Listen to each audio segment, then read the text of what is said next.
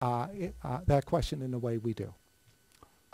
Ms. Mills, I hope that you understand that we are here fulfilling our role and our duty of overseeing and making sure that things that need to be in place are in place.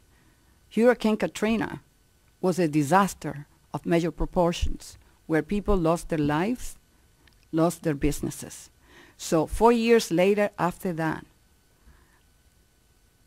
we need to hear that the GAO feels that you have something in place where we can feel comfortable. Thank you, Madam Chair. And I very much am listening to this issue that you raised about the plan. I would like to just mention that we have actually tactically added, before Hurricane Katrina we had 880 trained staff. We now have 2,400 staff and reservists, and our reservists are ready to go across the country, any place that there is a disaster. We also used to have 366 workstations, and one of the things we took from this review that you did, which was very helpful, is we now have 2,100, from 366 to 2,100 workstations in our disaster areas of Fort Worth and surge seats in Sacramento.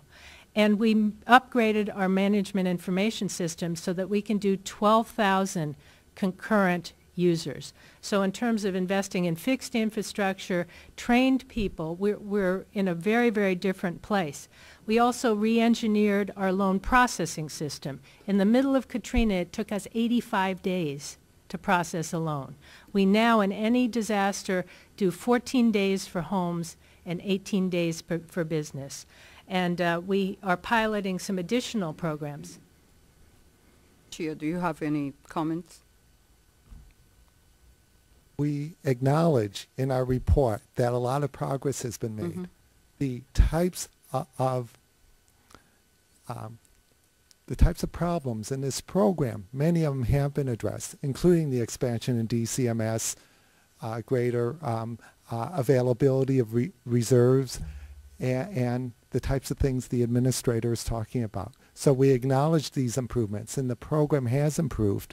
The response to the 2008 disasters, which were much smaller than anything on the scale of Katrina, were at least somewhat positive. But we're pointing out, do we feel comfortable yet? And there's still other pieces that are related to the other provisions in the Act, and in particular, the lessons learned from having gone through simulations and other types of exercises that we think are very important to demonstrate the type of preparedness I think we're all looking for. Thank you. Thank you. Mr. Grace. Thank you, Madam Chair. Administrator Mills, the Office of Chief Counsel for Advocacy, it's required by statute to monitor agency compliance for the Regulatory Flexibility Act.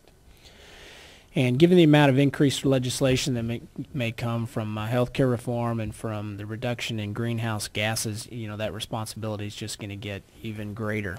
My question to you is, do you expect the Chief Counsel, is it going to continue to monitor agency compliance with the Regulatory Flexibility Act to the same extent that it did under President Clinton's administration, President Bush's administration?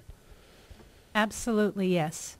This issue of excess regulation causing costs to small business is a critical mandate, not only for the Office of Advocacy, but for all of SBA, including the Ombudsman's office. And this is one of the #1 concerns for small businesses, so it will be a priority. Mr. Scheer, in comparison to other federal agencies, how quickly do you think the SBA adopts GAO recommendations, just compared to the other agencies you obviously have to deal with? That's a difficult question. I'm trying to think of how to come up with a tactful answer, but I'd say over the years it's been an agency that has been relatively slow to implement recommendations.